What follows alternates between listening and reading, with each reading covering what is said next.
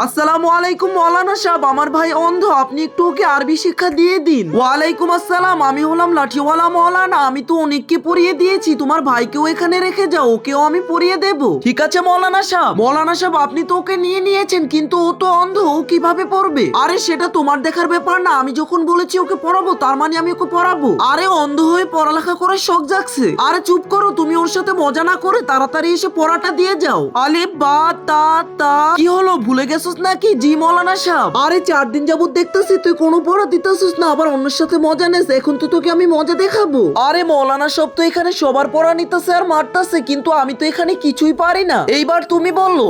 তার আগে গাইজ, এটি একটি ইসলামিক ও শিক্ষণীয় ভিডিও। এই ভিডিওতে কোনো খারাপ কিছু দেখানো হয়নি, তাই কেউ লাইক সাবস্ক্রাইবও করে না। তো বন্ধুরা, তোমাদের কাছে যদি ভিডিওটি ভালো লেগে থাকে তাহলে ভিডিওটিতে লাইক করে চ্যানেলটি সাবস্ক্রাইব করে দাও এবং তোমার সুন্দর নামটি কমেন্টে লিখে দাও।